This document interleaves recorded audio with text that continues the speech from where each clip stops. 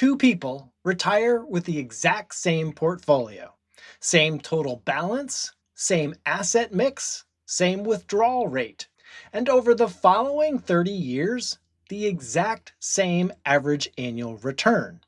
One of them runs out of money, the other one doesn't, and actually ends up with more than they started with. Same portfolio, same average return, completely different outcome. The only difference between them is the order that the returns showed up in. Now, that's not a theory. It is one of the best documented patterns in retirement research, and almost nobody plans around it because the fix isn't complicated. It's just unglamorous. And it's called rebalancing, and it might be the single most overlooked discipline in retirement planning. So here's why this matters, and it's bigger than one line item on your statement. A retirement plan isn't just a pile of money to you. It is supposed to fund a specific life for a specific number of years through markets that will refuse to cooperate on any predictable schedule. Your taxes will shift. Your spending needs will change. Health costs, they will show up when they want. So the one thing inside a person's control mostly is how the portfolio itself is structured to absorb all of that without falling apart. And that structure has a name. It is called asset allocation. And how it's built for retirement looks nothing like how it was built for a person who was still working. And this connects to something bigger than any single number on a statement too. A retirement plan that quietly drifts out of balance, well, that isn't just a technical problem, it's a stress problem. And frankly, it's the reason that some retirees check their accounts every single day. And it's also the reason that others avoid looking at their accounts at all, because on some level, they know that the plan isn't as aligned with reality as it used to be. So a portfolio that's actually rebalanced on purpose, matched to a real spending plan to produce a calmer retirement, not just a mathematically better one. That is worth naming because the emotional payoff of this discipline is at least as real as the financial one. During our saving years, allocation has one job. That is to grow the money as efficiently as possible, given how much risk a person can tolerate and how many years they have before they will need it. And that's a traditional investment allocation. It's built around a single, relatively simple question. How much growth for how much risk over how much time? But a retirement allocation has to do two jobs at once. And that is what makes it a fundamentally different design problem, not just a more cautious version of the same portfolio. So job one is funding the life of a person living right now. So this month's expenses, next year's expenses, the next several years of expenses. And it has to do this in a way that doesn't depend on the stock market cooperating.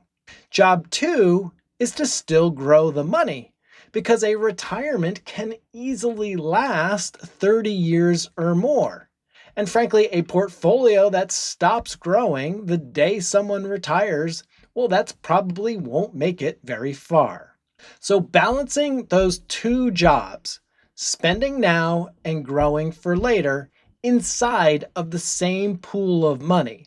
This is really the entire challenge of retirement investing. And what I have seen is that most of what goes wrong in retirement portfolios comes from treating it like only one job instead of two. So let's talk about why portfolios drift away from that balance. Because it happens constantly and quietly without a person doing anything wrong.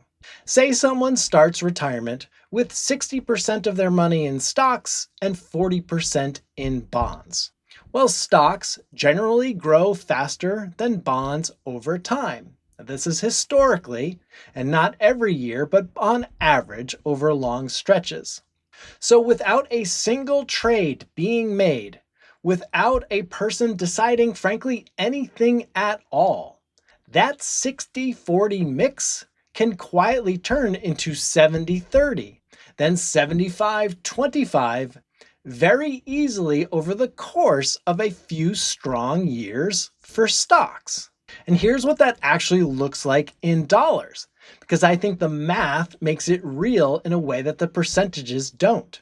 So picture a $1 million portfolio, 60% in stocks, 40% in bonds. Easy math. That's $600,000 in stocks and $400,000 in bonds. Now assume, just for illustration, that stocks are compounding at an average of 10% a year and bonds are compounding at an average of 4% a year over the next 5 years. After those 5 years, the stock piece grows to roughly $960,000, and the bond piece grows to roughly $487,000. So the total portfolio now is worth about $1,453,000. And the stock portion now makes up around 66% of it instead of 60. So nobody decided that. 5 years of ordinary market behavior decided it for you, quietly, 1 percentage point at a time.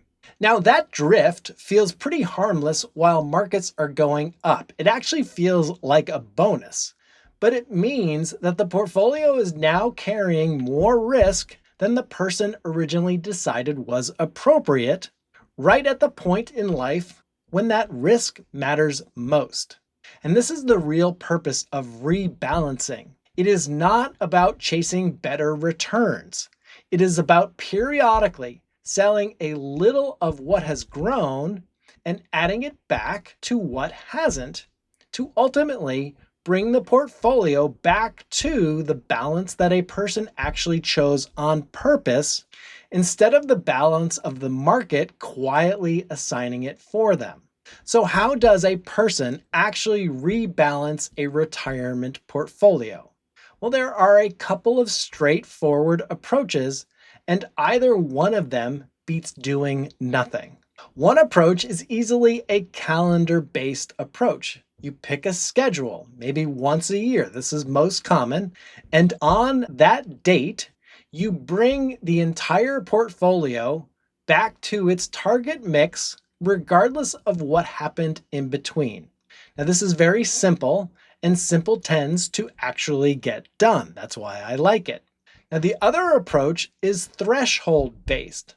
So say you set a tolerance, say 5 percentage points, and then you rebalance whenever an asset class drifts that far from its target, whenever that happens to occur. So that approach responds faster to big market moves, but obviously that takes more attention. Either way, there is a tax piece worth naming here, because inside of a 401k or an IRA, rebalancing does not create a taxable event. So there's real freedom for you to adjust without a tax consequence. But inside of a taxable brokerage account, selling an appreciated position to rebalance can trigger capital gains tax. So it often makes sense to do the heavy rebalancing inside of your tax-deferred retirement accounts first, and maybe use new contributions or planned withdrawals in the taxable account to nudge things back into balance more gradually, rather than selling a large position all at once. So here's where this connects directly back to the two retirees from the beginning, and also to something we build into every retirement allocation we put together. We call it the war chest, and the idea is simple, though the reasoning behind it is not. You set aside 3 to 5 years of your anticipated spending, And so the actual dollars a person expects to draw from their portfolio each year on top of, say, Social Security or any pension income. And you hold that money in cash, short term bonds, and inflation protected securities, sometimes called TIPS, which are designed specifically to keep pace with inflation over time. So that bucket of money isn't invested for growth. It's not supposed to be. Its entire job is to sit there stable and available so that a person is never forced to sell stocks during a downturn just to cover this month's bills. And this is exactly what research on the early years of retirement keeps finding. One widely cited analysis from Morningstar looked at simulated retirement outcomes, and they found that nearly 70% of the portfolios that eventually ran out of money, well, they had already lost value within the first 5 years of retirement. Not lost value at some point over the 30 years, lost value early while withdrawals were still happening, which is exactly when a downturn does the most damage. So a war chest exists specifically to interrupt that pattern. So when markets drop, the spending money is already sitting safely to the side. And the growth portion of the portfolio never has to be sold at a loss to cover this year's bills. It just gets left alone, and we give it time to recover the same way it would have if the person were still working and not touching it at all.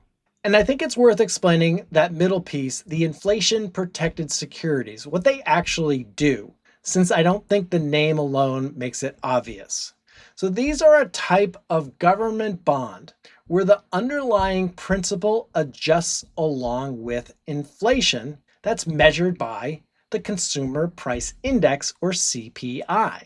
So while the money sits there waiting to be spent over the next few years, it is not quietly losing purchasing power to inflation that the way plain cash sometimes can. And so that's a meaningful detail for a bucket of money that might sit untouched for a year or two before it is actually needed. And there's also a smaller, easy to miss detail worth naming here too. Cash and short-term bonds inside of the war chest, they still generate interest along the way. And that interest counts as income, which matters for anyone managing their tax bracket. Or for someone retired before Medicare age who's managing eligibility for health insurance subsidies that is based on their income. The point isn't to avoid interest income. It's to know that it's there and to plan around it rather than being surprised by it later. And so here's why keeping this discipline is harder than it sounds. And it's worth being honest about than instead of pretending that it's purely mechanical in nature. Because rebalancing asks a person to do the exact opposite of what feels natural. It asks them to sell some of whatever has been doing well, and then go ahead and buy more of whatever has been lagging. Well, that of course feels wrong in the moment. It feels like you're betting against your own winners and then doubling down on your losers, even though what's actually happening is closer to the opposite. So selling a little of an appreciated position, this is not a vote against it. What it's doing is it's locking in some of the gain and making sure that the whole plan isn't riding on one part of that portfolio staying hot forever. Because guess what? Eventually, it won't. So is it worth it? Giving up a little of that ride on whatever's currently winning in exchange for a plan that doesn't fall apart once the time the market turns on it? In my 25 years, for most retirees, once they actually think it through instead of just reacting to it, the answer is yes. So here's a real example for you of exactly this dynamic. This is not hypothetical. In the spring of 2025, the S&P 500 dropped close to 19% from its earlier high, before then recovering and finishing the year up nearly 18% overall. Now, someone retired near that low point and had to sell stocks to cover their spending. Well, when they did, they locked in real losses at the worst possible moment. But someone with 3 to 5 years of spending already sitting in a war chest, well, they didn't have to sell anything. They simply drew from the cash while the growth portion of their portfolio recovered on its own timeline, which of course it did within the same calendar year. So another illustration of same market, two very different experiences, depending entirely on whether a war chest that existed before the drop happened, not after. So a few practical habits to keep this aligned with an actual life, not just some sort of spreadsheet. You want to refill the war chest during the strong years, not just when it runs low. And you want to do this by trimming some growth and moving it into the safer bucket while there are gains to trim. And you want to review the whole allocation at least once a year. And again, after any major life change like a health event or a new grandchild if you need money, or a decision to help fund someone else's education. And you want to resist the urge to let short-term market noise change your long-term target. The point of having a target in the first place is so a person isn't rebuilding their entire strategy every time that the market has a rough go. Now, separate from all of this, there's a piece worth being honest about because it comes up to me constantly. Speculative types of investment, like an individual stock a person believes in, or something like cryptocurrency, or some position with a much wider range of possible outcomes than the rest of a portfolio. That's what I consider speculative. Well, these aren't automatically a mistake for you, but they are a different category entirely from your retirement assets, and they should be treated that way on purpose, not by accident. If you have speculative positions live inside the same bucket as the money that's funding your actual retirement, well, a bad outcome there doesn't just cost you money, it threatens the entire plan.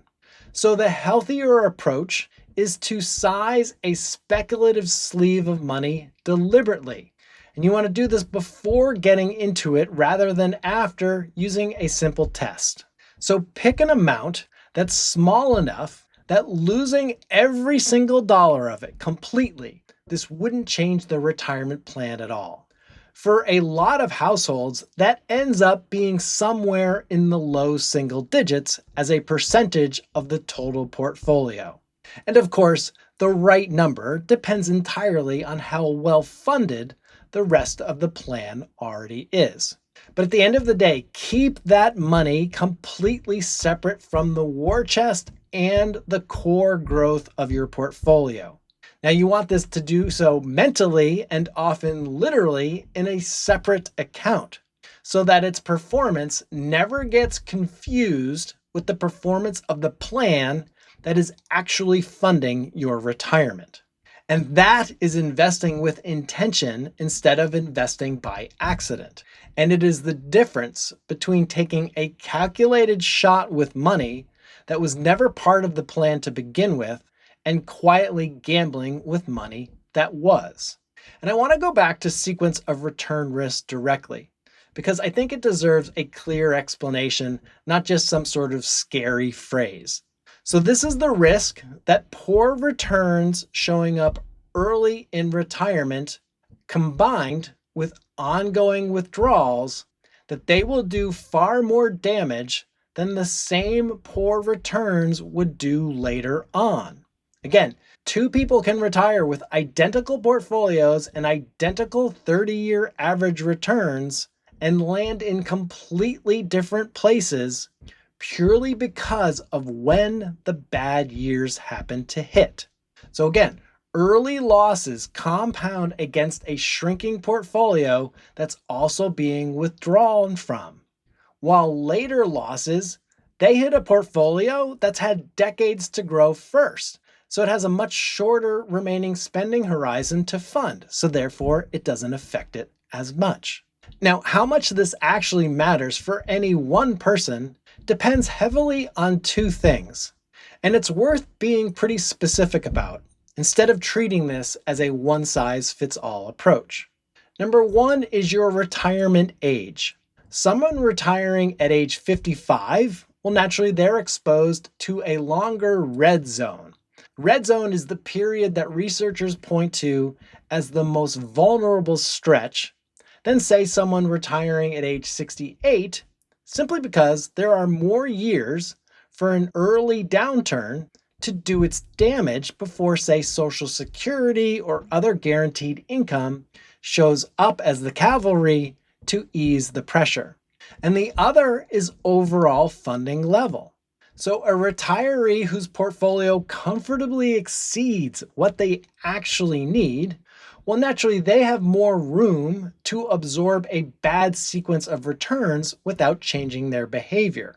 But a retiree whose plan is tightly funded, where the numbers won't work but without much slack, well, that person needs the war chest and the rebalancing discipline even more, because for them, there's less room for error that's built into the plan itself.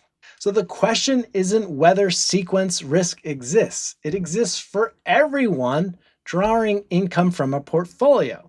The question is how much cushion a specific plan has built in to absorb it. And that's a conversation worth having honestly with your real numbers rather than just assuming it'll probably work out fine. And one more piece connects all of this together, and it's coordinating your withdrawals with tax planning. Now, in a down market year, the instinct is to pull spending money from whatever account is easiest to touch. But a better approach is to pull from the war chest first, the cash and short-term bonds that haven't lost value. And then you want to leave the growth portfolio alone to recover. On the flip side, in a strong market year, that's the moment to refill the war chest, ideally from accounts and positions where the tax impact is smallest.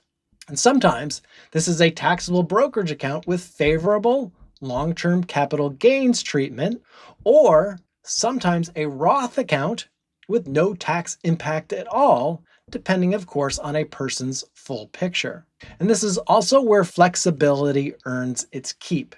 A retiree with guaranteed income, so something like Social Security or a pension, this person sometimes has room to skip an inflation adjustment on their spending during a rough market year, thus drawing a little less from the portfolio until conditions improve, rather than just sticking rigidly to the same dollar amount no matter what just happened in the markets.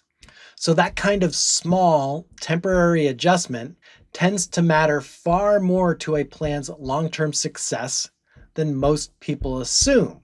And it costs a lot less in the quality of life than people fear it will.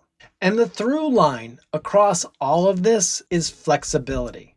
A rigid type of plan that pulls the exact same dollar amount from the exact same account every single year, regardless of what the market just did, well, is not really worth it compared to a plan that can bend a little when the conditions call for it. So simple and flexible, they tend to outperform complicated and rigid, especially once real markets and real life get involved. So here's your assignment, and it's worth actually writing down rather than just thinking through. Take your own retirement portfolio, or at least the one that you are building towards, and sort it into 3 buckets with real numbers attached to each one, not just categories in your head. So one bucket is a contingency fund. So this is your true emergency money. This is separate from planned retirement spending. And in this bucket, you size it for things like the unexpected, replacing your roof, a car, a medical bill, rather than the routine predictable cost of living a normal life. Now the second bucket is an income reserve and or the war chest itself. In this bucket, you want to have 3 to 5 years of actual anticipated spending, again, ideally held in cash or short-term bonds and inflation-protected securities. And these are sized specifically to cover the years that the researchers point to as your most vulnerable. Again, the ones right around the start of retirement when a bad sequence of returns does its most lasting damage. And then the last bucket is a long-term growth of your portfolio. The piece that, of course, is allowed to ride out the volatility because it isn't needed for years. And that bucket is sized and allocated to keep growing across a retirement that could easily run 3 decades or more. So this is the piece doing the real long-term work. And it can only do that work well if the other 2 buckets are doing their job so that it never has to be rated at the wrong moment.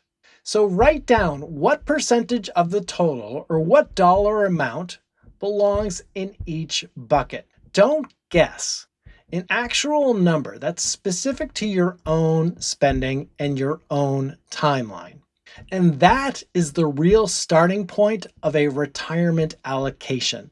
And it will be the difference between a portfolio that drifts wherever the market decides to take it, one strong year and one weak year at a time, versus one that's actually built on purpose to support the life that it's supposed to fund, no matter what order the returns decide to show up in. I'm Brett Fellows, Certified Financial Planner. If you have questions like how do I gain more confidence and peace in my financial future, and how exactly will I know when working is a matter of choice for me, then click the link in the show notes or directly at connectwithbrett.com and learn how we can help you lower taxes and improve retirement success. Until next time, take care of yourself and take care of your money.